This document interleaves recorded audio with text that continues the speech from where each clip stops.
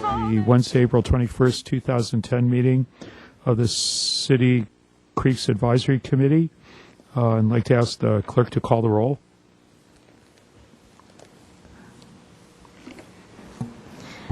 Chair Moldaver? Here. Mr. Bullock? Here. Ms. Lummis? Here. Ms. Weber? Mr. Wilson? Ms. Self? Mr. Jordan? Oh, thank you very much. We're going with quality over quantity today, but hopefully they'll join us briefly. Mr. Benson, item number 3, the approval of the draft minutes from the March 10th meeting. Are there any corrections or amendments to the draft minutes? Is there a motion to accept them as submitted? Okay. It's been moved by Mr. Bullock and seconded by Ms. Weber. And I'd like to observe that they're great minutes, as always. All those in favor of the minutes signify by saying aye. Aye. Are there any opposed? Any abstentions? Right, the minutes are unanimously approved.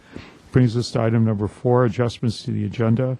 Mr. Benson, are there any adjustments to the agenda that was noticed and posted?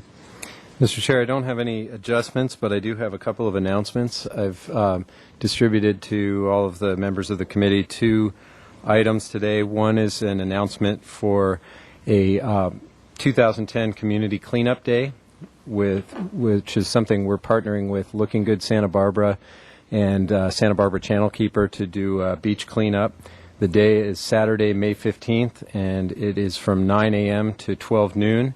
We're asking people to meet at Eastside Park, which is on the corner of Yonanali and Soledad Street, and then people will go from there to different sites. Our particular site, our project we're sponsoring is, as I said, is a beach cleanup, and we're working with Santa Barbara Channel Keeper on that.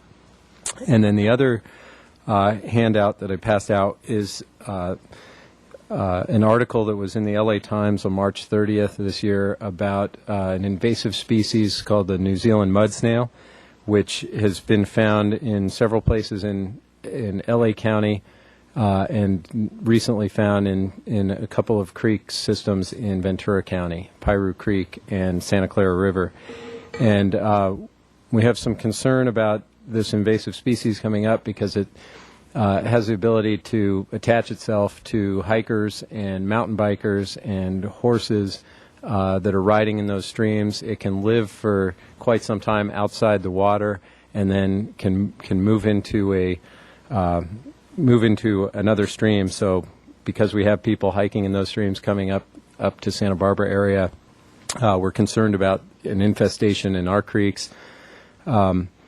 So far, none of the snails have been found in Santa Barbara County, but we're the easiest time to prevent an invasive species before it gets here and to try to educate people about, checking their boots or their tires on their bike or their horse's hooves. These snails can reproduce on their own. They don't need a partner, and they reproduce very, very quickly. One snail can become 40 million snails in the course of a year. They're tiny snails. Adult snails are about the size of a grain of rice, and their offspring are the size of a grain of sand. And the biggest problem with them is they compete for food with native species, and because of their shells, they're protected from being eaten from other species. So they're competing with our native species for food, but they're not providing any food to those species. They can actually be eaten by fish, pass through their system, and come out the other end alive and continue to reproduce. So we're just trying to make people in this community aware of them so we can try to prevent them from getting into our creeks and streams. Okay, can I ask you a couple of questions about your announcements? Sure. If members of the public want to join us or Channel Keeper at 9 a.m. on Saturday, May 15th, where can they go to get more information, and should they bring their own gloves, or will that be provided to them when they get there? People can call our main line phone number at 897-2658 and get further information about not only our project, but the many other projects that are going on that day. And we will provide everything people need once they get there. You probably want to bring a hat and some sunscreen, though. We'll be outside. And the people who join you and do the cleanup, there'll be some snacks at the end of the shift?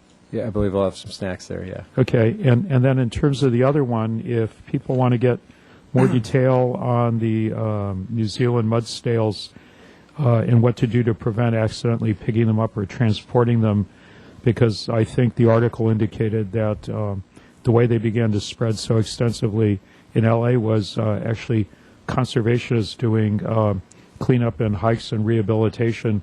They'll be going from one watershed to another. If they want to find out how to properly clean their shoes or boots after coming out or more information, do you know where they could go to get a copy of this article, or someone on your staff who could provide information?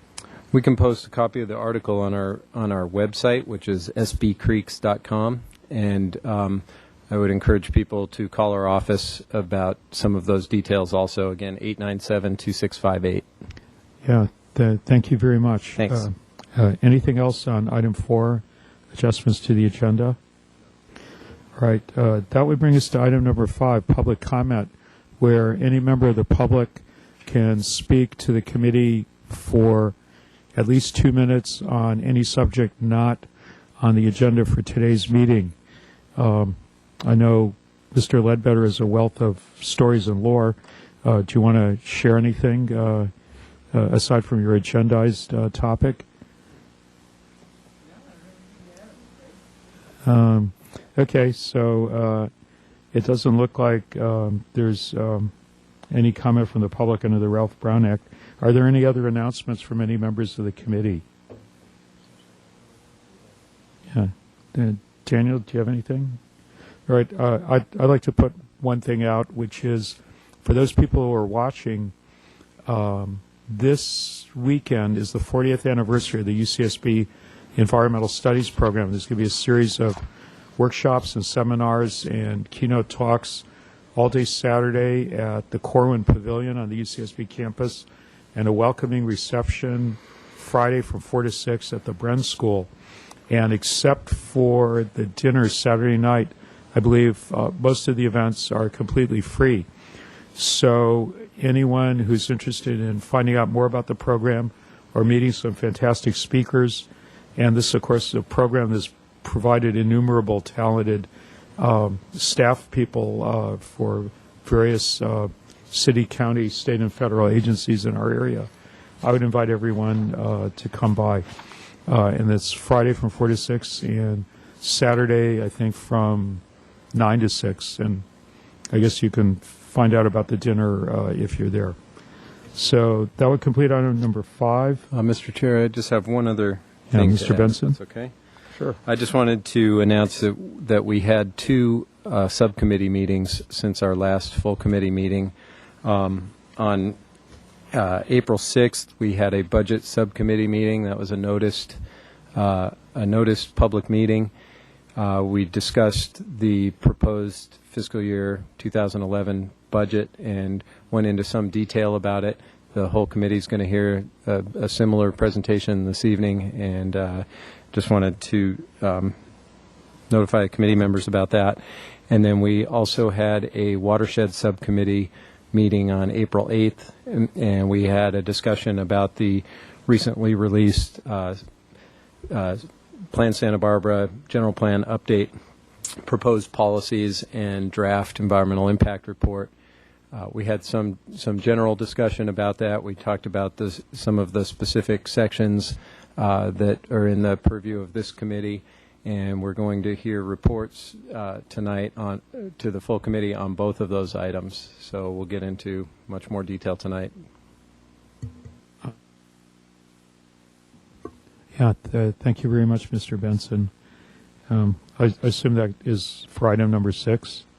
You were reporting committee and staff communications. Yeah, I'm sorry. Your item was the public comment. Yes, that's it.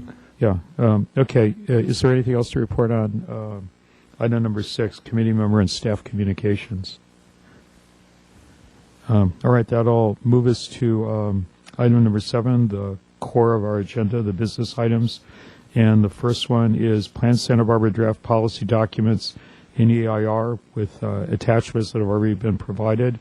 And that means John Ledbetter, the city's principal planner, will help guide us through where Plant Santa Barbara is with a special nexus for creeks and watersheds. John?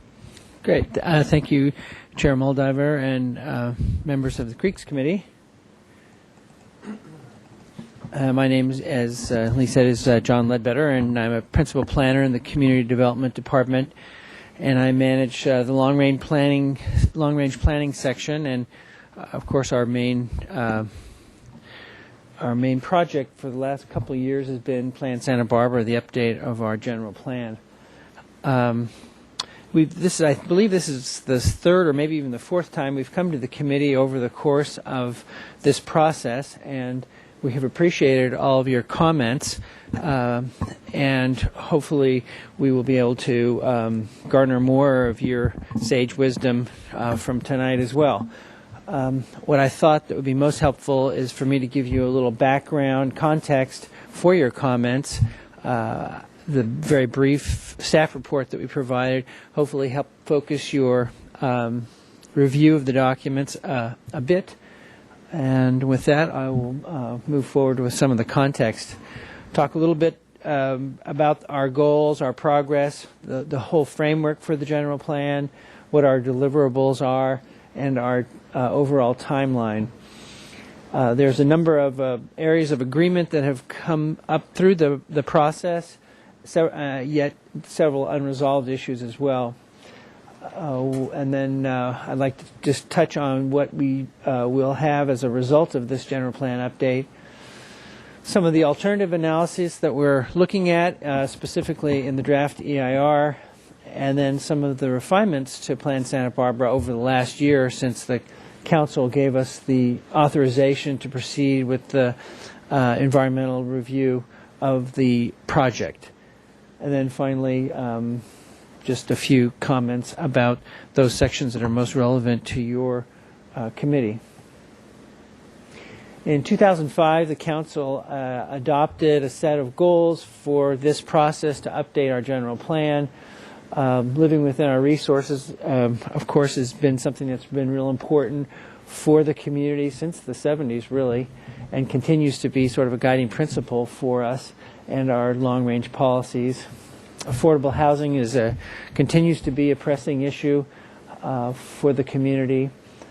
Providing safe and convenient transportation, a strong economy, advanced regional thinking, maintain the unique character and desirability of Santa Barbara, provide adequate services and facilities, encourage public involvement, and then finally develop explicit environmentally sustainable policies. And this is something that has really become the centerpiece of our general plan update. Our progress to date, in 2005, the Council initiated these 9 goals, and we also began with our Conditions, Trends, and Issues report, which is really the baseline for our analysis. And I think there was 12 or 14 different reports, one of which was on our watersheds and creeks. In 2006, we took a break and focused on the Upper State Street area. 2007, that's when we really began in earnest in our public outreach efforts, and we did mailings to all the residents to try and solicit input as to what the priorities for the community are.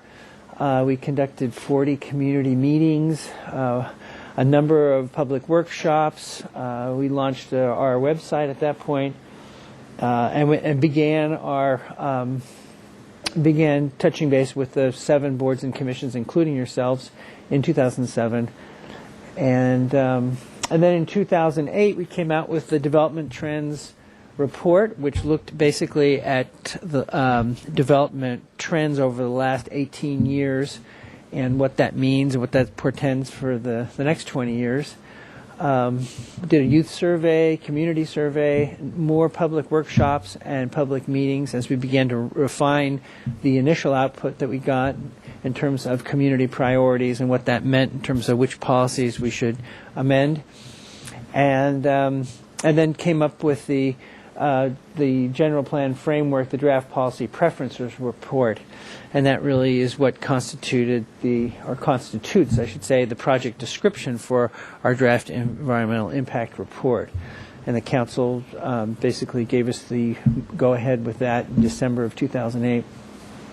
In the beginning of 2009, that's when we scoped the EIR, officially kicked off the process, although we had actually started, back in 2005 with the conditions, trends, and issues report, getting that baseline data together. And, over these last couple of years, we've been updating our master environmental assessment maps. And so there's been a lot of behind-the-scenes work on all the environmental. So it wasn't like we just started work in 2009, but that's when the formal process was kicked off. And then we began a number of Planning Commission work sessions to try and refine and hone in on the policy preferences. That was really the beginning of the policy development phase of the work.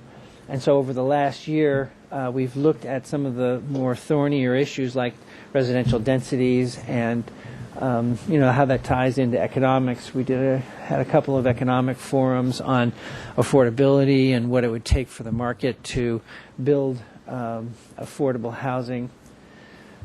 And then we began working in earnest on the actual elements, the outputs of this process, which are, the general plan framework, the land use element, the housing element, our adaptive management program, and of course the draft environmental impact report. That's the draft policy preferences. So key deliverables, obviously those elements I just mentioned, but also the growth management plan, which is really central and key to our land use element and manages our growth, particularly the non-residential aspects of it. We've had a cap over the last 20 years that limited non-residential growth to 3 million square feet. And then, of course, the framework for the general plan has really focused on sustainability and looking at how we can fashion all of our goals and policies in the general plan in a more sustainable fashion and make sure that they're all linked together. I mean, the state law requires that all your goals and policies be consistent with each other, but sustainability kind of takes it a step further and says, well, yeah, but, how can they work together and try and solve problems, several problems at the same time. And I'm sure many of you are just more familiar than I actually on sustainability. But this framework really is, so even though we're only comprehensively updating the housing and the land use element, through this process we've gotten a lot of input on the other elements, and so we have developed some policies for each one of those elements. And so for open space, parks, and recreation, for example, we have several policies that relate to that, historic resources, and part of this reassessing this framework is looking at how we can better organize the general plan. And so, for example, now we have an environmental resources element that combines several of the required elements along with some of the newer requirements related to climate change. And so we think this is a more effective and more integrated approach to our long-range planning. In terms of our timeline, we had a council briefing in February where they said, yeah, go ahead, get these documents out to the public. So on March 18th, we had a public open house, and that was the formal kicking off the formal review period for the draft environmental impact report, as well as all these policies. And, typically you need 45 days, and I think we've extended it to 60 days because it is a lot of material, as you've seen, I'm sure. And then now we're going to a number of boards and commissions, trying to solicit as much input as we can, formal input from folks like you, as well as all the community that's been involved in the process right along. And then we'll go to the Planning Commission next week on the 28th for formal hearings and take input in a public hearing setting. And then this public comment period will then close on May 17th. And then at that point, we'll cut off, public comment on formally for the environmental impact report, which is, required, and as well as for the policy documents. And then on to the council. Actually, it's a joint meeting with the Planning Commission for them to give us direction on, okay, well, based on what you've heard from the community on your draft policies here, and together with the EIR, which basically informs those policies, looks at these 4 growth scenarios, looks at the environmental impact reports of, high and low growth, and we think really helps to inform the policies. Then they'll give us direction and say, okay, this is the set of recommendations we want you to move forward with, and so then we'll go back and refine the policy documents. And then Barbara, who's managing the draft environmental impact report, she'll be managing all the comments we get on that to do response to comments. Again, I think most of you are familiar with the SEQRA process. And so then that'll culminate in September when we then come back to the Planning Commission for the certification of the EIR for the final of that, and then to get their final recommendation to the City Council on the policy documents, and then on to the Council in the fall. We've had a lot of agreement on the fact that we should continue to regulate our growth into the future, as we've done with Measure E for non-residential. The importance of maintaining economic diversity and vitality, the need to continue to live within our resources, prioritize affordable housing. Requiring smaller units is something that almost across the board we've heard through this process, that people want to see smaller, more affordable units and not these big condominiums that are all tricked out with the granite tops and high-end appliances. Preserve the small-town character of Santa Barbara and promote active, healthy, and walkable community, which to a large degree we already do, but to underscore and continue to do that, and plan for more sustainable, integrated neighborhoods. Unresolved issues, building heights is a biggie. I mean, I think most of you probably, again, harken back to last fall with a big building initiative to lower our building heights, which was not passed. So it's kind of one of those interesting issues, as far as I'm concerned, that has kind of tracked through the whole process. When we did our public survey a couple of years ago based on our policy preferences report, there was a lot of agreement, but this was one area where the community was really split on that, in terms of what that means in terms of the character versus, providing more affordable housing. That's usually how that trade-off comes down. And density, should we allow more units in smaller buildings? Can the buildings be controlled with floor area ratios, parking standards, inclusionary housing, and priority on implementation actions? I think most of this update or results will have a certified housing element. It's the only element by state law that's required to be certified. So that'll be completed. Reduces our vulnerability to lawsuits, particularly related to climate change. That's something that's been fairly recent in the last couple of years. The Attorney General has really been getting after jurisdictions for not having adequate EIRs that address climate change. So we feel that our document really goes above and beyond in that regard. Continue to continue to receive state funding for particularly housing programs, although the state's pretty broke right now. But without a certified EIR, you're not eligible for a lot of these funds that we have received in the past. Meet new planning standards, and that's kind of plannerese for smaller, regulating to get smaller residential units that the community is looking for, and provide leadership for the future of the city, continuing, our carrying the mantle, if you will, for environmental policies and living within our resources and those things that are so central and important to our community. The 4 alternatives that are presented in the draft environmental impact report, in kind of a quick nutshell here, is, Plan Santa Barbara, that's the policies you have before you, and then the no project would be business as usual. If none of the policies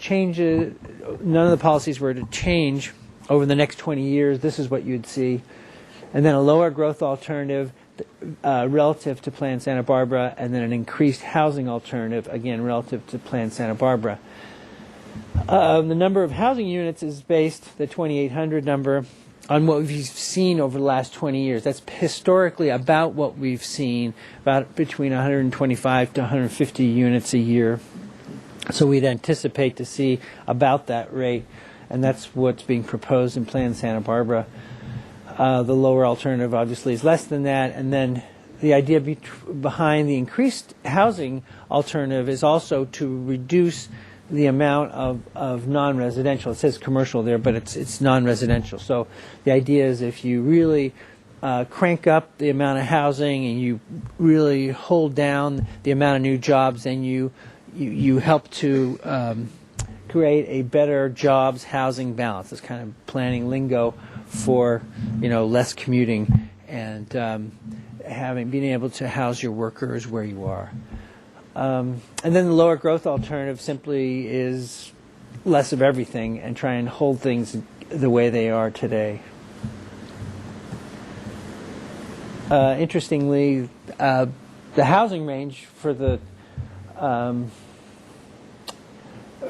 Plan Santa Barbara equates to about a 5% change over the next 20 years. So it's pretty incremental, pretty small. It's like 0.60 per year.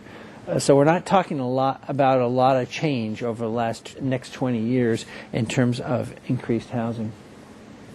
And commercial is about the same as well when you look at it overall for the amount we have on the ground today.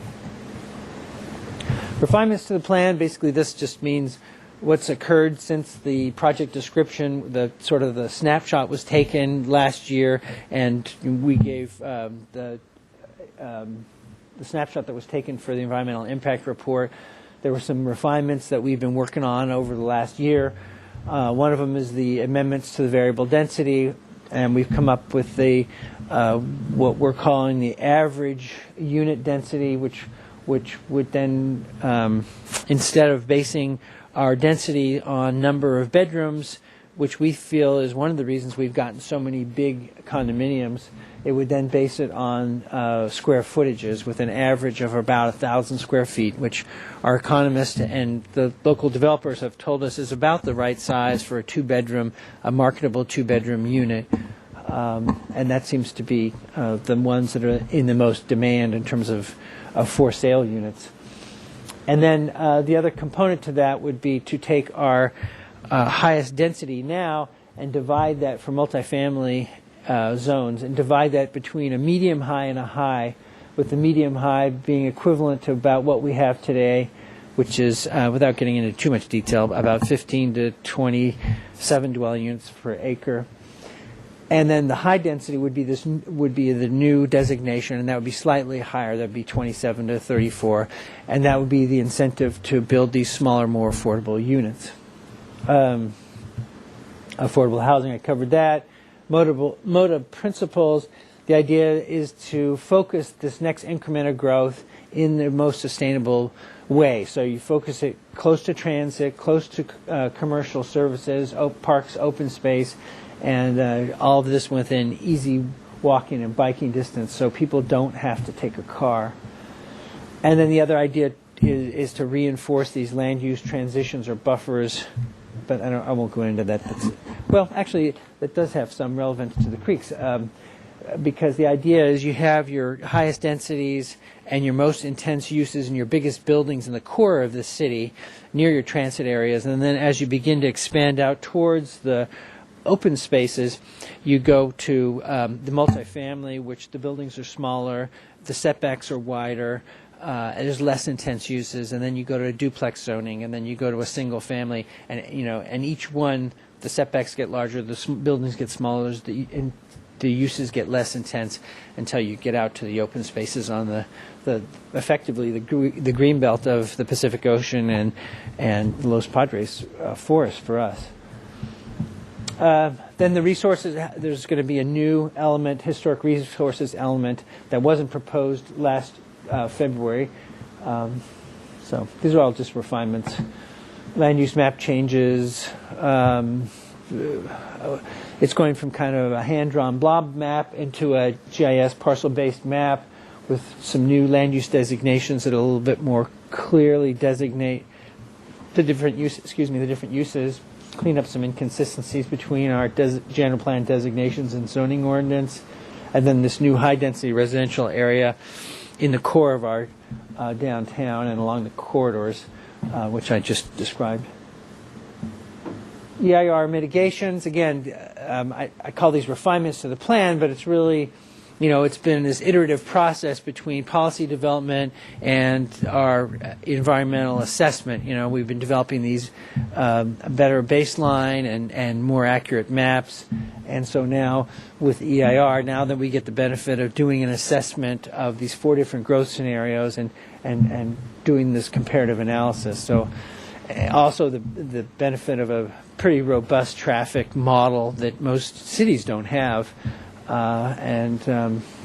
So we have that. Jobs, housing. We look at a jobs, housing balance, climate change, solid waste disposal, open space, habitat, water quality, air quality, and design guidance tools.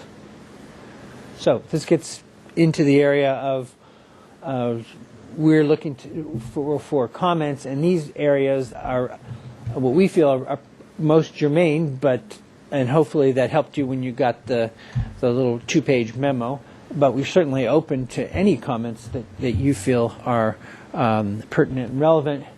Beginning with the introduction and the sustainability framework sort of sets the context, and then the particular elements, the land use element, and the community design that talks about the relationship between the creeks and the watersheds and the neighborhoods and the other land uses.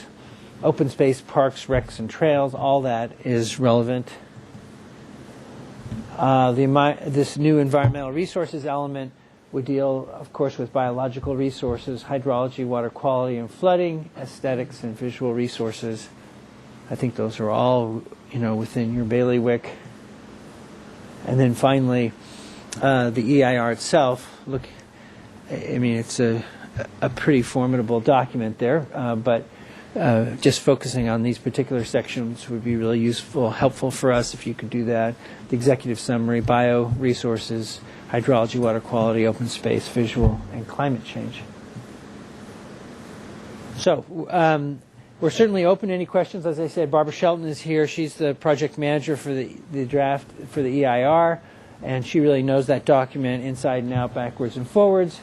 Any general comments, any discussion, and then what we're really looking for is for you to fashion together a recommendation for the Planning Commission, whether you concur with the policy direction that's being proposed here, and you generally agree with the assessments that were done in the draft EIR, and then any additional or different recommendations that you might have. We're certainly open and welcome those as well.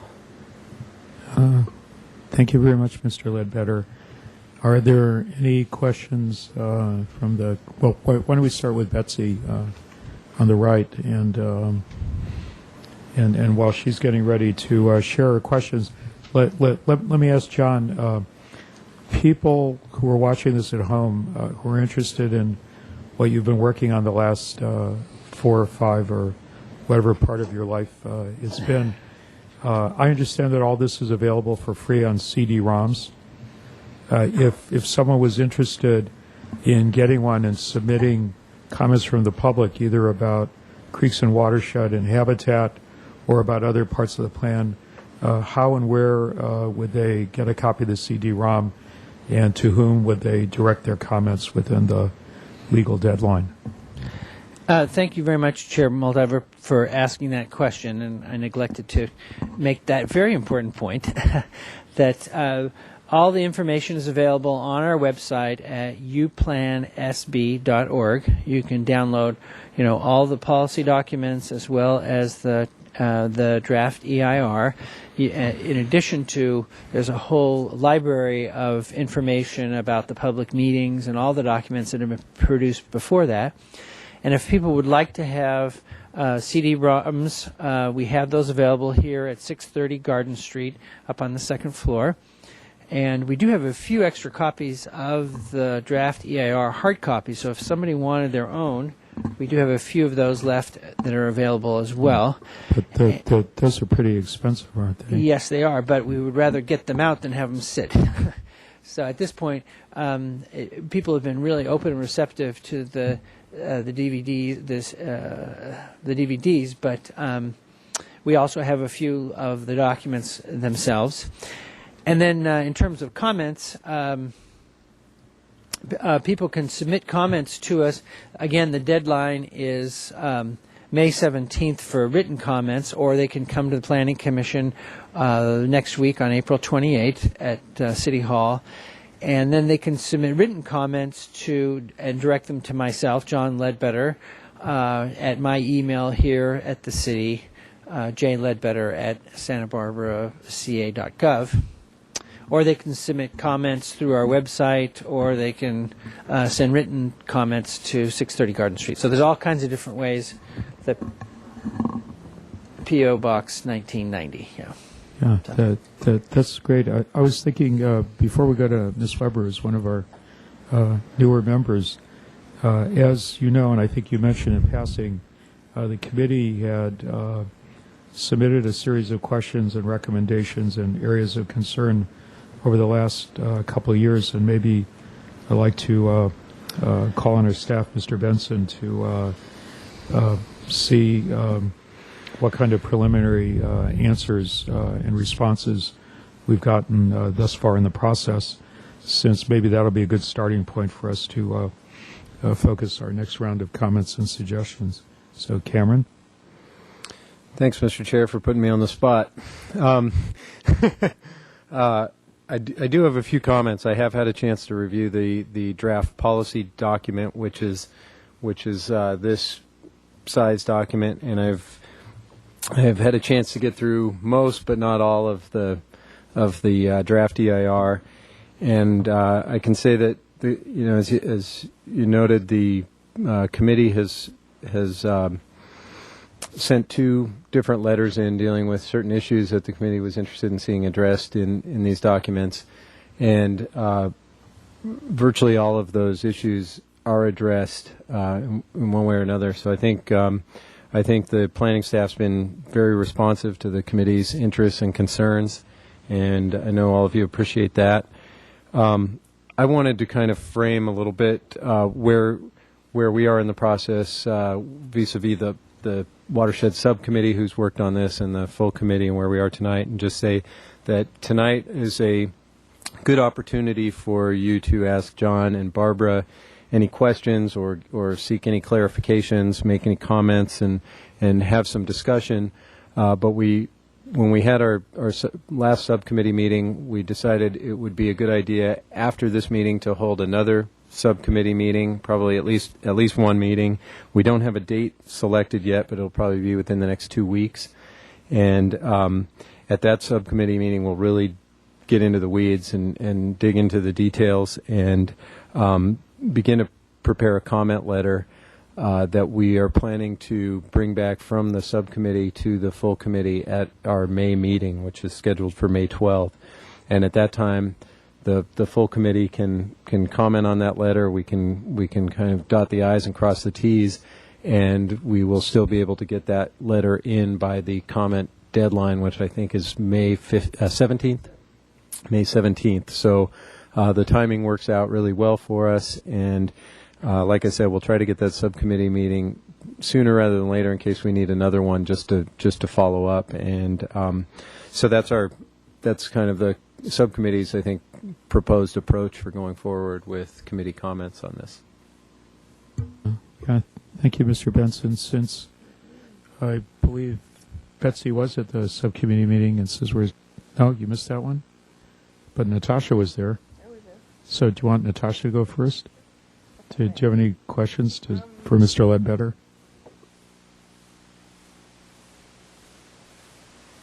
Still actually going through some of the material, so most of my questions would be details, and I may get those answered myself.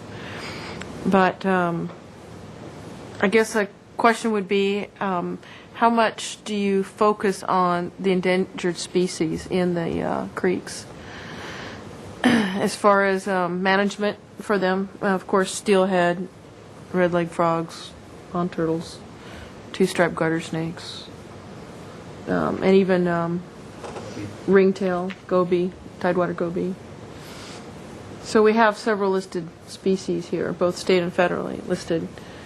And so I would like to know if they're a priority to our management.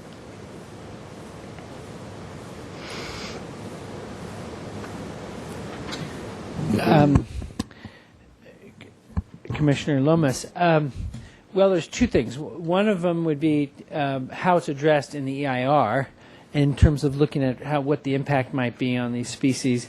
But in terms of what's in the documents themselves, in terms of policies, I'm fairly confident we haven't gotten to that level of updating for that element. So that would be something that, when we update the environmental resources element, then we would begin to look at, that level of detail. But in terms of sort of the big picture over the next 20 years, what do these different scenarios look like in terms of what impact they might have on these listed species? That should be covered in the EIR. Is that correct, Barbara? Yeah. Yeah, I know they're listed, but I didn't find anything as far as specifics on their importance or any focus that's going to address some of the issues. That's all. And I'm just wondering if am I going to find it, or is that something that you answered that? That's going to be in the future. Thank you. But that certainly would be a comment that we would welcome, that, the committee would find that this would be an appropriate thing for the update and the environmental resources element, given X, Y, and Z, something like to that effect. Can I ask a parenthetical question that would kind of piggyback what Ms. Lummis offered, and I'm sure a lot of people at home who are watching are wondering the same thing, because they're not as familiar with this process as you two are. The time horizon based on average that this new document, if and when it's adopted, will guide the land use and resource policies of the city. For how many years out are we attempting to plan? Because I think it'll help people frame their comments and their thoughts as they read through it the next time. Typically, a general plan document is around 20 years. That's the timeline that we look at. Although some of the analysis in the EIR looks at a more extended range of, like a quote, a full build-out sort of scenario. But then it becomes really speculative, beyond 20 years is, it's just fairly speculative. But the idea is you do want to kind of look at those time horizons, particularly with some of the bigger issues like climate change, and those kind of things are 50-year horizons that you need to be looking at in terms of sea level rise and that kind of a thing. So for the traditional planning, I would say 20 years with maybe some, in terms of looking at environmental issues, maybe a little bit further for an extended, and then for the climate action, that might go out as far as 50 years. Thank you. Mr. Wilson, do you have any questions? Thank you, Chair. Mr. Ledbetter, appreciate it. I wanted to ask about the definition of what sustainable neighborhoods. And I'm wondering if 10 minutes back, you showed a slide about the MODA concept principles of situating housing next to transportation, walking, parks, stores, those sorts of things. I'm wondering if the MODA concept principles are specifically to address developing sustainable neighborhoods, or if not, what actually are sustainable neighborhoods? And that's a good question. I guess the first thing that comes to mind is the idea is that the MODA principles are trying to foster neighborhood, sustainable neighborhoods in a more urban context, so that you'd have ideally, your home close to your work, close to where you would recreate, close to where you would shop. You wouldn't need a car. You could bike or walk basically to all your necessities. Perhaps on the weekends you might use a car sharing service, but mostly the mode of principles focus on a more urban type of a neighborhood. Now, the sustainable neighborhood planning that we're looking at goes beyond that. It's more comprehensive and looks at more diversified types of neighborhoods. And the prime example that we always like to point to is the Mesa neighborhood, and what's been sort of organically just blossomed over the last 2 or 3 years, where they've begun to look at some planning principles of what they could do up in the Mesa in terms of making it a more walkable place, reducing the width of cliff so that it's not auto-dominated, trying to connect the path from the open space, and I've forgotten the name of that, open space area down, to make it safer for kids to walk and bike to Washington School, encouraging more outdoor cafes and activities, more local gardening, the backyard harvesting, all those things that make up, at least in my conception of a sustainable neighborhood, but maybe in a more suburban type of a setting. Now that would be. So the idea is that you get these little villages, if you will, they're fairly self-contained. You can walk to the Mesa Shopping Center, or you can easily get a bus to the downtown, but you can do more and more things on foot or by your bike, and things are connected more. But it would be very different than, say, up in the Riviera. You don't have the same kind of amenities you have on the Mesa. You don't have the commercial services. So you'd have to think of that. Would take a little more creative thinking in terms of, well, how can we make our neighborhood more sustainable? The Upper East Side, those folks have also had some thoughts about that. They have one little commercial area there at Mission, and what could be done in that area, to foster a more walkable, bikeable kind of relationship to those surrounding neighborhoods. So the idea is that they would be, all of the neighborhoods are very different, but you have to look at them that way and take advantage of those opportunities. So that requires some very specific planning, and we can't, you can't make these big generalized rules about what's going to happen in every single neighborhood. It has to be done at that level, and that's kind of the interesting and kind of exciting part about it too, frankly. So I hope that answers your question. Excellent answer. Thank you. I appreciate it. It's a nice nexus to the next question is if, looking at, say, the more downtown, higher density area, when specifically looking at, you mentioned the word greenbelt, and you talked the ocean on one side on the south and the national forests on the north.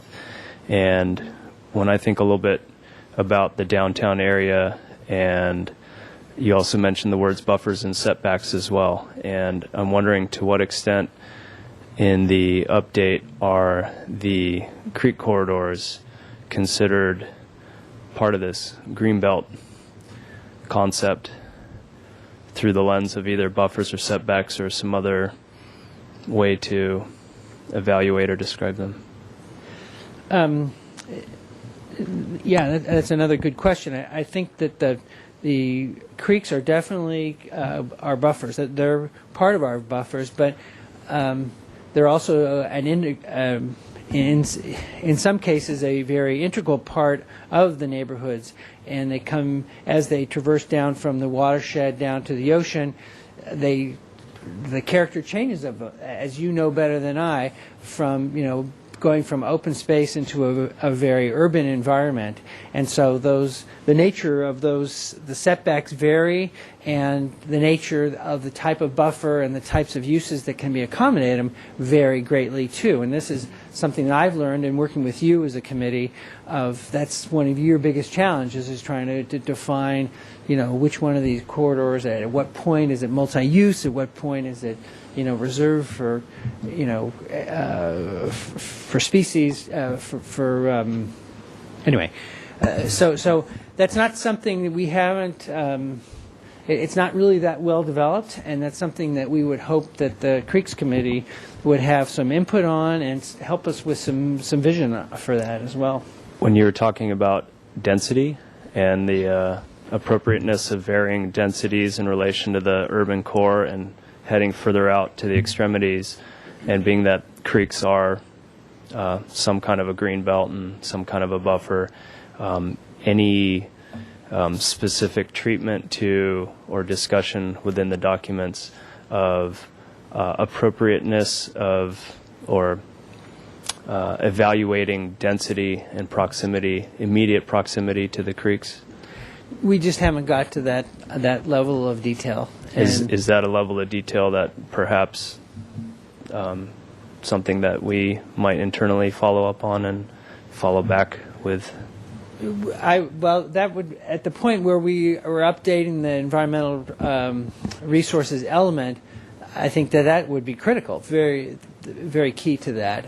I know that it's been somewhat controversial in terms of setbacks and, what are appropriate setbacks vis-a-vis, single family versus the more urbanized parts of the city. And so that's a whole separate discussion and process, really. Okay, and then just the final question, thank you, is may I borrow this? The goal, number 9, develop explicit environmentally sustainable policies. Policies versus goals. To what extent are explicit policies shoulds versus shalls? Thou shalt versus, thou might, should, in the event that perhaps...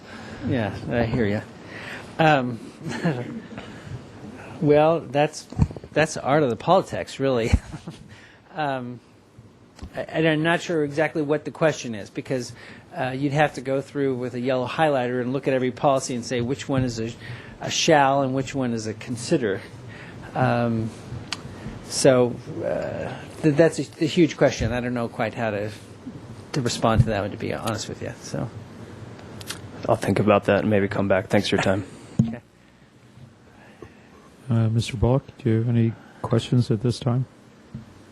Yeah, I do. Thank you. Mr. Ledbetter. A lot of information you presented and interesting.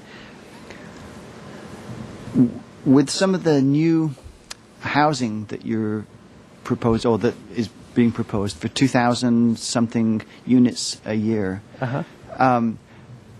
if we're trying to preserve open spaces and buffers and green zones, where are these houses going to be put? Very good question. So, and that goes right back to the sustainability issue of trying to focus those in the more urban areas, and not to be putting them out in greenfield areas, not to be encouraging the development, for example, of the Las Positas Valley, but to focus them in the most sustainable locations, which are along the commercial corridors and in the downtown area. Okay, now, the one caveat to that, of course, is that not only do you need good transportation, but you do need to have some kind of parks and open space system that is within easy walking distance. And we don't have quite that all yet in our city. There are still some holes and gaps there. So in order to really make that work, for it to be a complete system, you have to make sure that wherever you're putting that higher density, they have all those amenities. Okay, so basically it would be demolish something that's already existing and build a new thing and make it less expensive because it's affordable. So we have to define what actually is affordable. Yeah, and our parlance and our buzzwords, planning buzzwords, we call that infill and redevelopment. and that's basically been the concept of, and that again harkens back 20 years ago to Bergerie and how we control new square footage. And the idea is we don't want to add a whole lot of new square footage. We really want to turn it in and basically either demolish old buildings that are low value and they're just have expended their life, or there's not really many vacant parcels, but there's a few, combining some parcels, that kind of a thing. And that would also hold true for residential development as well. Okay. So someplace where you might have, say, a parking lot, it's not a vacant lot, but it's a use, but it's maybe not the highest and best use in terms of a sustainable approach to infill and development. Okay. And so in that plan to develop, would there be requirements like rain collection and having grass to absorb rainwater and runoff rather than let it run into the streets?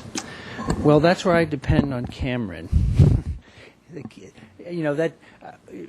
And I say it sort of tongue-in-cheek, but I mean that sincerely, that, we have our stormwater management plan, and it's become more and more comprehensive and now does look at single families, and certainly as we look at higher density developments in the urban core, we do want to look at, maintaining as much permeable surfaces we can, encouraging roof gardens, that kind of a thing. I mean, that's key to it. And I think there are quite a few policies, actually, that speak to green buildings and to reducing the heat island effect.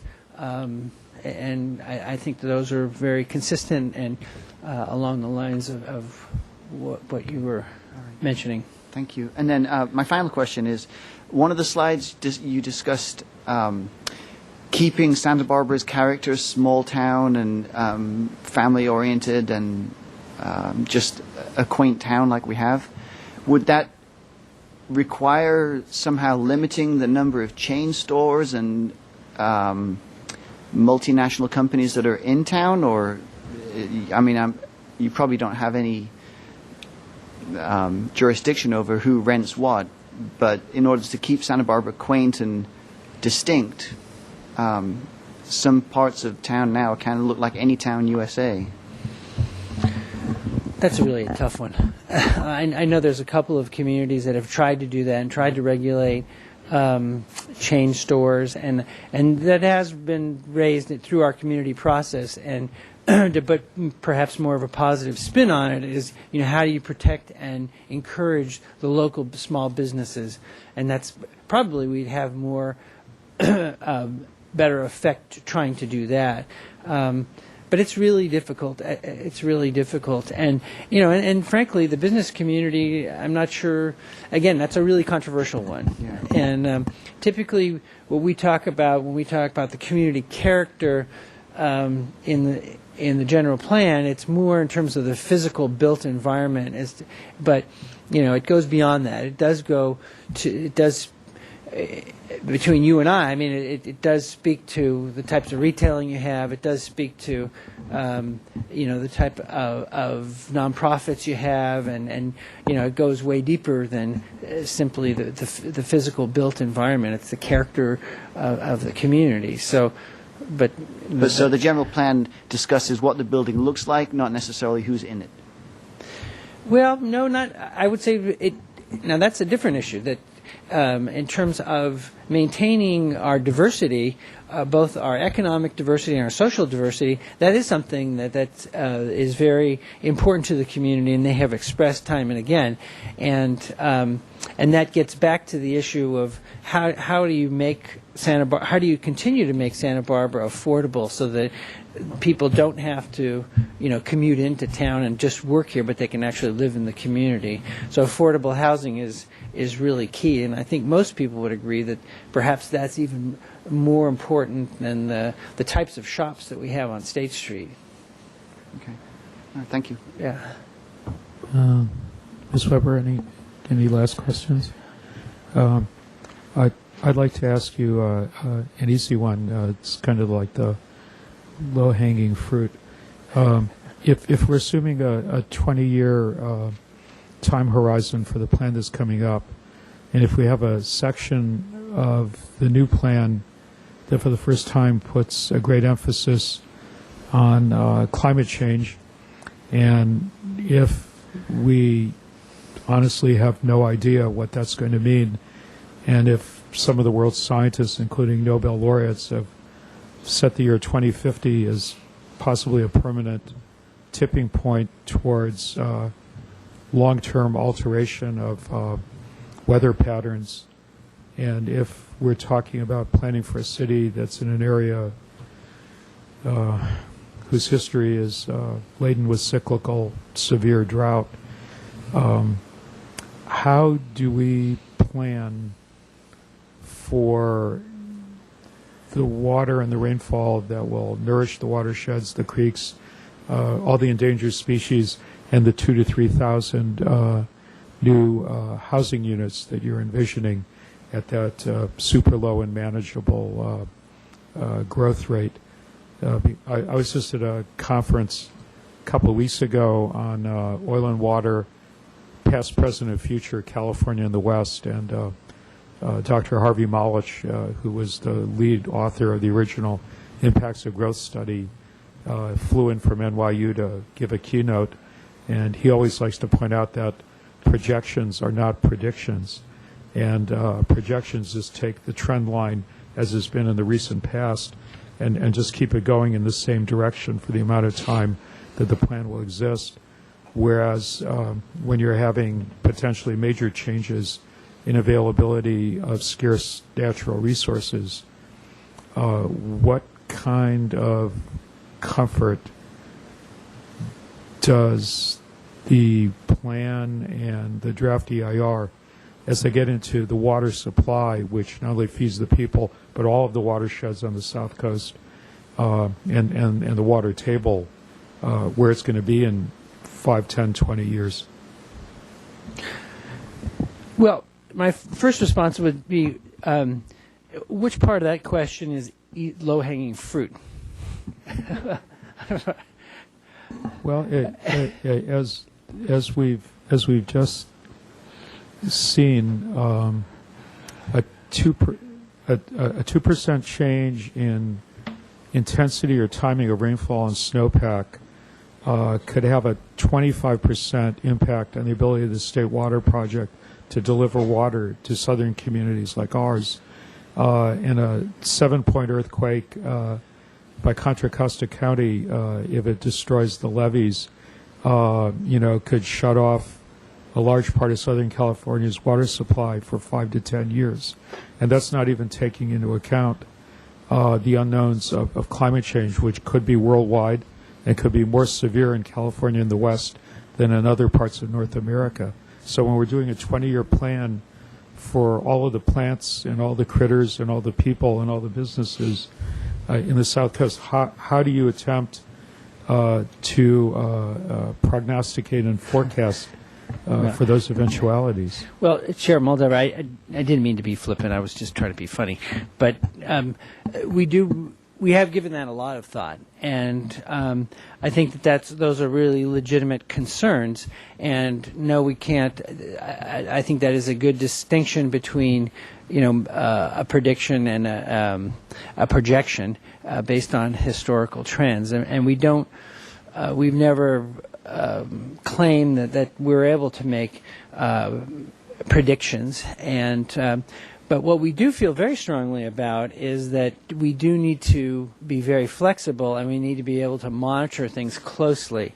And for that reason, we've taken the monitoring that we've done over the last 20 years on our growth management program and tried to look at it and say, well, how can we make this more effective so that it's not going to be just we'll look at the results after 20 years and say, yeah, it worked, it didn't work, what worked, what didn't, but to look more specifically at those key resources like water and to look at it every year and say, well, what's happening this year? What stage are we at in our 7-year drought cycle? Or, what's the state of the state water in terms of availability? How much do we have to allocate to endangered species for releases and that sort of thing, so that we can better we can better make adjustments in the short term to our growth. And so if we just don't have the water, then we just don't see the growth. And it's we need to set up the idea of an adaptive management program is to set objectives. You start with a baseline of a number of these resources like your water, your landfill, what the jobs housing balance is, and you set up objectives for them, and then you monitor them, and you have different timelines. Some of them you report back every year because they're critical, and other ones you may need 5 or 10 years, like the jobs housing, to give it a little bit of time to work. But the idea is we need to monitor these things because change is going to happen, and we're not going to be able to predict every little part of it. And the closer that we can monitor and be a little bit more flexible and nimble, then we can allow and sort of meter the amounts of growth according to the amount of resource we have. And that's really a very critical linchpin part of this plan is the adaptive management program and trying to really stay abreast with our resources. That's a good answer given the time involved and the fact that you're presenting to a Creeks and Watershed Advisory Committee. So we've had our challenge from you and Plant Santa Barbara to have some meetings and go over the data and the EIR and present some new questions and comments within the deadline. And we're going to schedule a couple of committee meetings to try to get them in before your May deadline.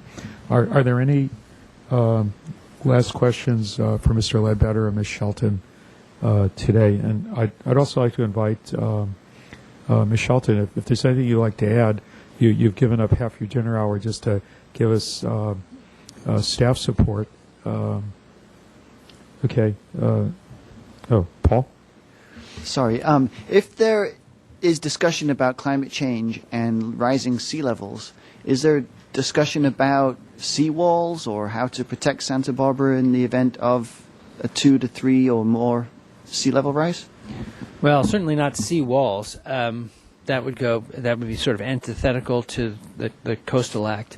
But the whole concept of adaptation is really critical, and we need to begin to think about, especially our more critical infrastructure and resources, like our wastewater treatment plant, for example, is directly in the flood zone, and if there was to be sea level rise, that would be one of the first things to go. So we need to think about, well, how can we adapt, and at what point would we have to actually, shift that facility someplace else? So part of it, it's not just sea level rise, but it's also bluff retreat as well, and having policies that deal with that. So it's complicated, and it's also sort of an evolving field, and but it's interesting. Like I said, I think that our consultant has done really a good job on the climate change discussion in the EIR, and I would encourage you and all the community to take a good look at that. So, one last comment I wanted to make, if you permit me, Chair, is that if you select somebody, one of your committee to testify on next week on the 28th at the Planning Commission meeting, typically the board and commission members testify first, so you won't have to sit and wait. So we certainly appreciate all your time you put into it, and your input. It's been really helpful for us thus far, and we hope to get more. Thank you, Mr. Ledbetter. I hope the people in this room and the people at home realize that members of the Plant Santa Barbara team have, in some cases, been working on the spade work and the prep work for 6 or 8 years now, and it's been a huge team effort behind the scenes, and some people are just locking into it now. But I'd like to get on something that Mr. Bullock asked, and I'm sure you covered it because there was so much substance in a quick overview. You referenced that the seawalls would be contrary to the local coastal plan. And I remember when our friend Dave Davis was working, I think, with Mr. Fraker who was the consultant who drafted the city's first local coastal plan. Will an update or a modification of the local coastal plan be included in this as part of the Plan Santa Barbara update? Because I don't think we've done a complete reevaluation of the LCP probably in 25 years. Yeah, well, the Coastal Commission will get a copy of the draft, and I'm sure we will receive some comments from them. But typically, we would do the LCP amendment after we come up with our final here. Okay, so in terms of recommendations for future amendments to the existing LCP, that would not be included in this part of the process, but might emerge from it at a later date. Yes, that's correct. And just one clarification on the seawall issue. Seawalls are permitted for existing structures, to protect existing structures. This is typically for new structures that are being proposed that you typically can't put a seawall in. But anyway. There are some small number of people on the Coastal Commission that actually prefer not to see them anywhere. So they're easy to ask for, but increasingly hard to get. Yeah, Mr. Wilson? Thanks, Chair. And if you didn't treat me, there's a small last question. Has the public involvement and comments been overwhelming, average, underwhelming? Well, it depends on what point of the process. You know, in the first phase of it, it was really information gathering, and we were doing the baseline work, and it was kind of all behind the scenes. But then in 2007, when we launched our public outreach effort, then it was a huge amount of information, and we went to so many different venues, if you will, from the website to the mailers to these what we called the grassroots meetings to boards and commissions, and then we took all that information and had to collate it and come up with make sense of it. That at one point that kind of felt a little overwhelming, but it was good though. You know, Santa Barbara is a very active community, and people have a real interest in what goes on and long-range planning issues. And then as the policies have developed, we've gone into the policy development phase of it. We have there's certain numbers of people that continue to follow this process because they have a real keen interest in it, and the challenge for us is to continue to maintain the momentum from other parts of the community that don't typically follow the planning process, to make sure they're still on clued into what's going on, and then their voices are still being heard in the process. So that's one of the most challenging parts of my job, actually. It's definitely very evident that the Plan Santa Barbara staff have done a tremendous job at outreach and looking at many different avenues for getting communication.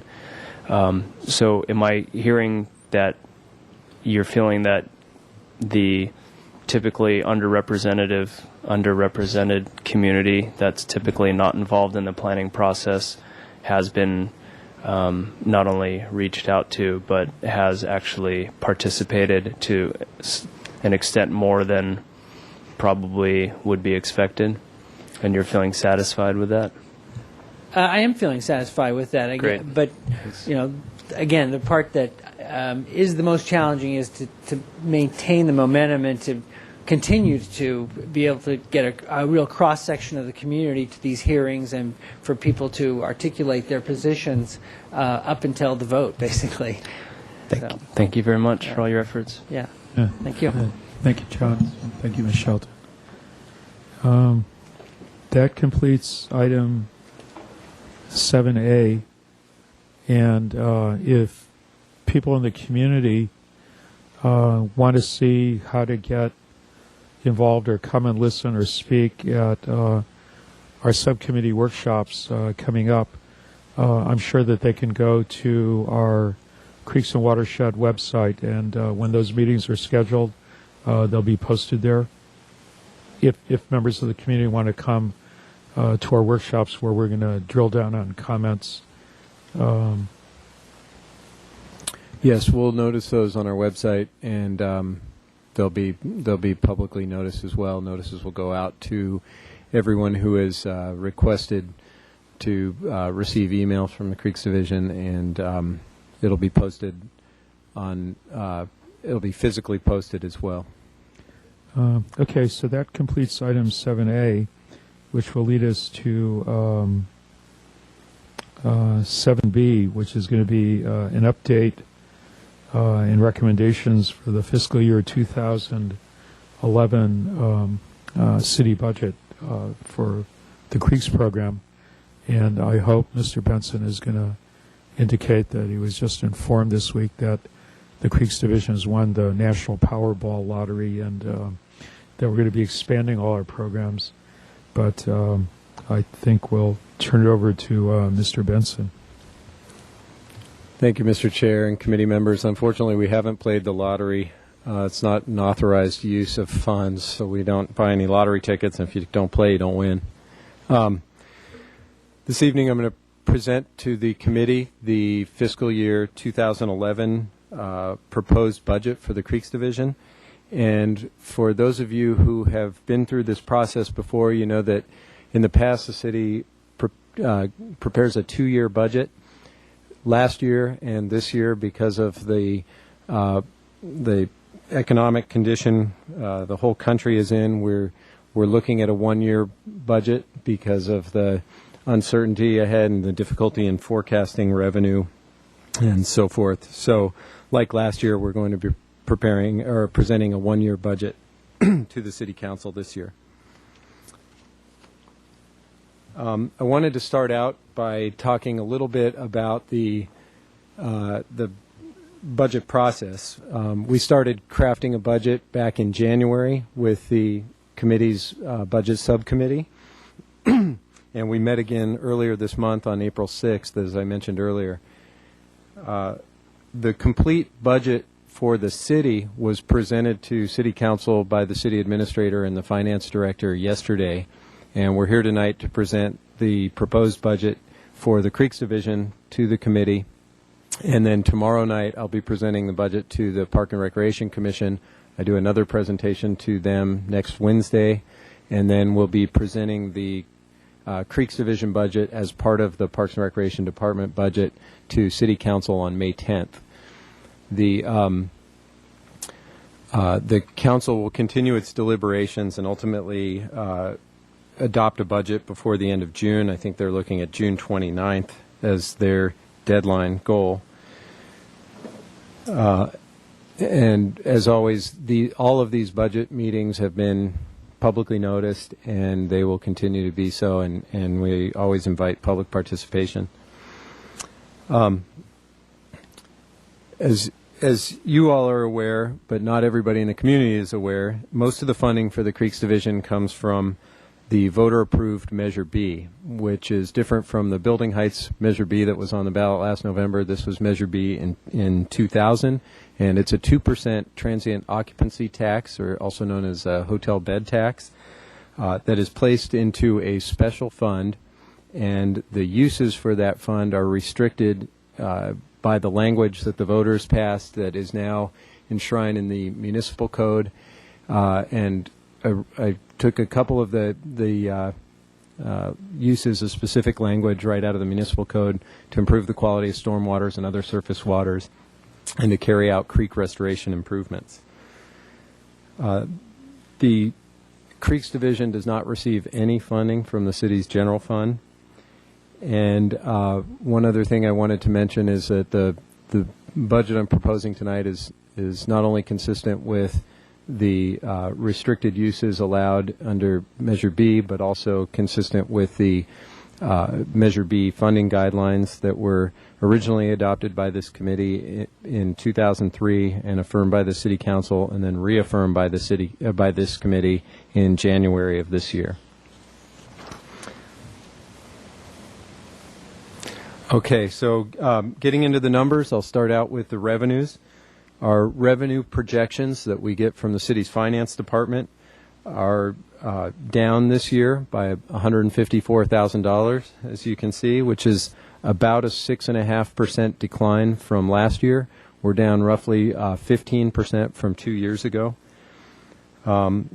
But like last year, and like we discussed back in September when we were preparing the Creeks Division's capital improvement program, we're proposing to use money from the Creeks Division Reserve Fund, largely to cover the cost, I should say, to cover a large portion of the cost of the capital program funding for this year. I want to make clear that we're not using any of the reserve fund for any operating expenses. These are for our capital or infrastructure type projects. And I wanted also to note on this slide that I never include any grant revenue in our revenue projections for coming year, even though the Creeks Division's been very successful in securing grants, and I don't include that because it's speculative, and I don't want to base our budget on that kind of speculative revenue. When it comes in, it helps us a lot. It helps us keep our reserve healthy and helps us be able to fund our programs. I'll discuss those grants in more detail at the end of the presentation. And on the expenditure side, the FY11 budget is substantially similar to the FY10 budget, with two exceptions that I really wanted to focus on. And first, let me see if I can point to it. First, you can see on the second to last line, the capital program, which is the biggest line item in the proposed budget, is increasing from $1,175,000 to $1.9 million, which is a $725,000 increase from last year. And this is maybe a good time to discuss the difference between our capital program budget and our operating budget. The operating budget pays for the Creeks Division's day-to-day work, and it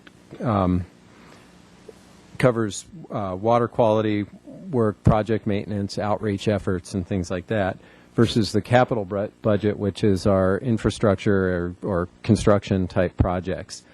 But the capital program is funded through the budget process, and you'll see it. You see the funding for the capital program show up in the operating budget as a transfer of dollars out into the capital fund, and it's held in a different fund. So that's the most significant change in our budget from last year. The other change I wanted to mention is actually up in the supplies and services line, the second line down here, and that is a program that we've been that has been in our capital program for several years, and that's an invasive plant removal program. And what I'm proposing now is to move that program into our operating budget, take it out of capital budget. I think it could go into either, but I think that it's more appropriate to fund through our operating budget. We'll look at each year at what our needs are and try to assign the appropriate dollar amount to it. So for FY11, we're proposing $80,000 for the invasive plant removal program. And as you all know, what we're focused on in the next year is arundo or giant reed removal in Arroyo Burro, and it's a pretty significant infestation there. And arundo causes problems not only for wildlife, but for flooding and for fire and other reasons as well. So we've been successful at removing that from Sycamore Creek. We've worked in Mission Creek, and now we're moving to where the largest infestation is in Arroyo Burro. So it's an $80,000 increase where we had zero in that line item in FY 2010. But coming with that will be the revenue the money that we had in our capital account. We have about $250,000 in there right now. We expect to have approximately $220,000 at the end of fiscal year 10. So that money will transfer over to our unappropriated reserves, and we'll have that money available to use for this program in the operating fund. And lastly, before I leave from this, I should also mention the salaries and benefits line item. Last year, the Creeks Division realized a $31,000 savings from a 5% unpaid furlough for all of the city employees, including employees in the Creeks Division. The number that you're seeing up here for FY 2011 does not include any reduction. The city administration is currently negotiating with all the various bargaining units within the city. The administration is seeking a 10% reduction with a combination of furlough, salary cuts, and other benefit cuts. So as you can see, if they're successful with a 10% reduction with those bargaining units, we'll be looking at salary and benefits costs that are lower than the FY10 costs. And then, as you can see, all the other line items remain substantially similar to last year or have been reduced slightly from last year. Here's a slide showing a budget breakdown by the categories, and it just breaks down the percentages and the numbers you just saw. As you can see, at 46%, the capital program is by far the most significant cost that and portion of our budget, followed by staff salaries and supplies and professional services. And supplies and professional services, pretty vague category. So that's a category that's created by the finance department, but for us, what that includes is everything from water quality lab analysis to trash cleanup to capital project maintenance to our education and outreach efforts.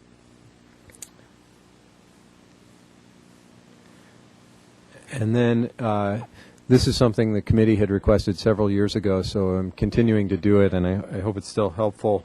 I wanted to break down the budget into the major program area that the Creeks Division works on. So we have three major areas: water quality, creek restoration, and community outreach.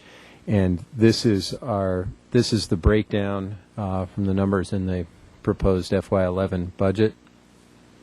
And then this slide breaks it down a little bit further, and basically what you have here is the blue ones represent the water quality, and the green represent the creek restoration. The red represents the community outreach programs, but we've broken out the operating costs from the capital costs, and the capital costs tend to change more year to year, and so this gives, if you take those out and you look at just the operating costs, I think that shows what the committee had said as a general spending recommendation for the funds, that 50% of the funds are water quality, 25% creek restoration, 25% outreach. Those numbers reflect that for the operating costs, and then these capital numbers, like I said, change from year to year, and in the coming years you may see the exact reverse of those numbers. Just depends how the projects are coming.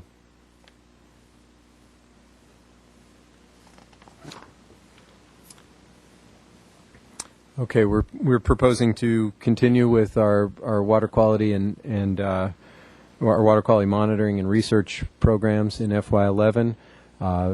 Essentially the same numbers, maybe a little bit lower than last year.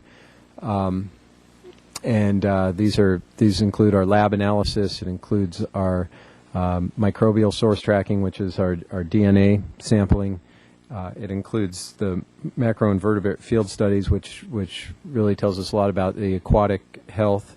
And the expanded water quality monitoring is for some additional projects we've been working on, including testing the water that's running off of new slurry seal on city streets. And we're trying to work with the Public Works Department to identify the best options available for that. We've been, for the last couple of years, doing winter beach monitoring, which is something that the county used to do, but they stopped doing. So we took that over on city beaches through the winter, and we're looking at some additional water quality monitoring associated with a proposed ultraviolet treatment project down on Laguna Creek that should be going in this summer. We have a few new items in our operating budget that I wanted to point out. And first, as I noted earlier, we're looking at at moving the invasive plant removal program from the capital program into our operating budget. Second, our creek restoration project maintenance budget is increasing slightly from FY10, and we've got about a $9,000 net increase. And as we've discussed before, when we complete a new project like we just did on the Upper Las Positas Creek restoration project, our maintenance costs are high those first couple of years, and they tend to go down each year as the project fills in and it sort of takes care of itself. We have a lot less weeding to do. We end up with no watering obligations or costs because we're using all native plants and they don't need any supplemental water. So just a slight cost increase there. And then our water quality project maintenance will also increase approximately $15,000 in FY11, and that's, as I said, we're working on completing an urban runoff treatment project on Laguna Creek, and our maintenance costs for that will start to kick in the next fiscal year for that facility. We have several continuing programs. Most of these are required under the city's stormwater discharge permit with the State Water Board, and these are funded at almost identical levels of last year's budget.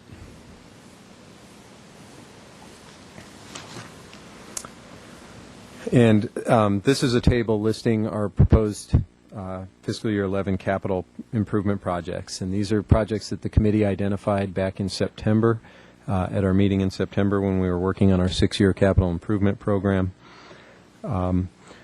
We've gone through all of these before, but I wanted to highlight just a few of the projects on this list. And first, as you know, the catch basin filters and debris screens are up at the top are being installed right now. They're being installed in part with Measure B funds, but largely using a federal stimulus grant that we received last summer. We expect to finish that project in fiscal year 11, and the $150,000 we're proposing to put into that project will be there to use as matching funds for the $1.8 million grant we got. Whoops. I was going to talk about a couple others. The Laguna Watershed Improvement Project, which is the fourth one here on the list, is a proposed new ultraviolet urban runoff treatment facility on Laguna Creek near East Beach. We will continue to seek grant funding for that project. We're actively looking for potential grants to fund that project now, but we're also, in the interest of public health, moving forward as quickly as we possibly can on that project to improve water quality on East Beach, and we plan to finish construction in fiscal year 11 on that as well. And then, as we discussed in our February meeting this year, the Mission Creek Fish Passage project at the Talent Road is also planned to go to construction this summer. I'm happy to report that in the last few weeks we were notified that we received another grant for construction of that project. So we have approximately $650,000 in grants for construction for that project from the California Department of Fish and Game and NOAA, the National Oceanic and Atmospheric Administration. I mentioned at the beginning that, like last year, we're proposing to use some of the Creeks Division Reserve funds to fund our capital program for this year. And so I wanted to really lay out a lot more detail than you probably need on this, but so you could see kind of the whole picture of how we're going to end up where I anticipate we're going to end up. And just as a reminder, the committee has weighed in on the purpose for the reserve and what the reserve, what an appropriate reserve balance should be. The purpose of the reserve is really three things. It's to be used for capital projects, it's to be used for grant matches, and it's to be used in lean economic times to help smooth out those valleys. And the recommendation for a reserve balance is not necessarily a number so much as a representative figure, and the committee said it would be its preference was to have a balance that equated to 2 large Creeks Division projects. One of the largest projects we've ever done is the Arroyo Burro Estuary Restoration Project. That was approximately $1.5 million project. So I usually use about a roughly a $3 million estimate as a target for maintaining a balance there. I think because of the purposes of the reserve, which is using it for capital funds in lean economic times and for grant matches, justifies us going below that amount, even more than what we're looking at here. But I'm still trying to stay true to that reserve balance. So at this point, we're estimating a reserve balance at the close of fiscal year 11 to be what I consider a healthy amount, $2.85 million. And I think that's a conservative amount, but I also think, given the uncertainty we're facing going forward, I think it's probably wise to stay close to that amount at this time.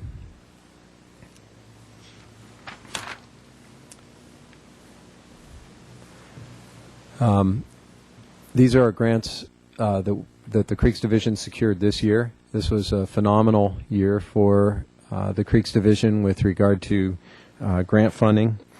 In total, we've received over $4.1 million in grants this year, which is more than 1.5 times the total funding we received from Measure B this year. And that's what's put us in a position to go forward with our capital program that we were talking about back in September. And it's the fact that we've received these grants has given us ability to move forward with that. We do have a few grant applications that we've already submitted and are hopeful for FY11, but again, as I mentioned, they're not included as revenues in the budget. 2 of the grant applications are to different grant programs for the same project, and these are all shovel-ready capital projects that meet specific grant guidelines. And like I said, we are constantly and actively seeking what grants are available, both from both federal and state grants, but also from private foundations. And we have had successful partnerships with nonprofit organizations in the past, and we're continuing to work with them, including the Environmental Defense Center on the Fish Passage Project for those kind of partnerships for grant funding in the future. If we're successful with if we're not successful with these grants, we have the funding to move forward with our entire budget next year. But these would be extremely helpful with our ability to fund these projects and complete them much sooner than we would otherwise be able to. And with that, I will conclude my presentation, and I'll be happy to answer any questions that you have. Thanks. Yeah, thank you, Mr. Benson. Marvelous, focused overview. And I'm sure everyone at home is watching, as well as the people in the lodging industry whose guests provide the money to make Measure B run are very grateful with the detail of analysis and how carefully the funds are being husbanded in these tough times. So let me see, are there any questions on the budget overview, Ms. Weber? Ms. Lummis? Not so much a question, but an observation, I think. So the money that we got from Measure B, because of the programs in place, because of Measure B and the programs that they fund, we got a total of $4.1 million, and hopefully we'll get a total of another $2.5 million more. So to me, it seems like Measure B is bringing in excess money from the community into the community from outside sources. So I just hope the public realizes that, it takes money to make money, and so yes, we had to tax the industry, but we're getting huge amounts back from in matching funds and grants, and I think that's big for our community. not just in the creeks, but to have that, because a lot of the people doing the work are also from the community, contractors, and they hire people out as well. So I think it's wonderful. Well, thanks for that. Thanks for that observation. We really try to not only use the Measure B funds wisely, but to leverage them as best we can for this community. And I can't overstate the importance of having that dedicated source of revenue when we're going in. Every one of the grants we have received in this program has been a competitive grant. None of this is per capita dollars coming into this program. Every single one is a competitive grant. Most of them are nationally competitive, or at least statewide. And the fact that this community has Measure B in place has made us so much more competitive. The quality of the projects that this program has delivered over the years has really impressed grant-making agencies, and they know that we are committed to quality projects and that we have a funding source that is going to allow us to maintain them into the future, and that's what they're looking for. Most of these projects require a 20-year agreement by us to maintain them, and those agencies know they're going to get what they're paying for when they come to us, and that's been a huge help.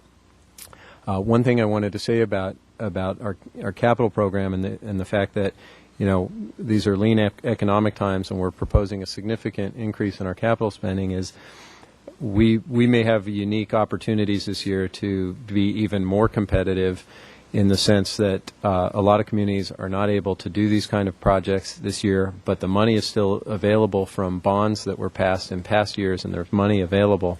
So the pool of competitors is getting smaller. There are still water agencies, wastewater agencies, and flood control districts that are enterprise funds that still have money. So it's not a free ride for us by any means, but some other communities that don't have this type of program are not going to be able to compete. And so I think it's still wise for us to go forward. Moreover, what we're seeing citywide and even statewide is the construction costs for all types of projects are coming down because there's so much competition and people are really hungry for the work, and so we're really able to get more for our money now than we have in the past, and maybe that we will in the future. So thanks for the recognition on that. But there's a lot of layers of the details of why why having that dedicated source of funding is such a critical component of our grant success. Thank you, Mr. Benson. Any questions, Mr. Wilson? Mr. Bullock? I just have one. Could you go back to the pie chart that shows the percentage of what the percentage of salaries and payroll is and benefits? So this is the entire budget. The pie chart represents the entire budget, not just the revenues, right? Yes, represents the entire budget. So the salaries and benefits is 24% of the entire budget, but if we look at just the revenue, which was about $2.5 million approximately, yes, that would be about 40% of the revenue goes to salaries. And I might just wondered if you knew how that compares to other departments within the city. Thank you for the question, Mr. Bullock. I can answer that question generally, but I haven't looked at it very closely. Generally speaking, 40% for salaries and benefits in any division is very low for municipal government. Most of municipal government is service provision, and that's people, and so you generally see a much higher percentage going to salaries and benefits than you do with the Creeks division. I did come across one division recently in the Environmental Services Division, which is the solid waste, where because they're working with such large numbers with trash hauling, their salaries and benefits, which I believe is a larger number than our division, appears as a smaller percentage of their overall budget. So I can't remember other specific departments or divisions offhand, but generally speaking, we're on the low end. We have seven and a half full-time equivalent positions in the Creeks division. Any last questions on item 7B? All right, as Mr. Benson indicated, we'll be talking about this some more as it gets closer to the time when the council adopts the final numbers. And let's go to item 8A, where maybe we can list the time and place of the next meeting for those planning to attend, including Commissioner Jordan. And then we can go to 8B, which would be a motion to adjourn.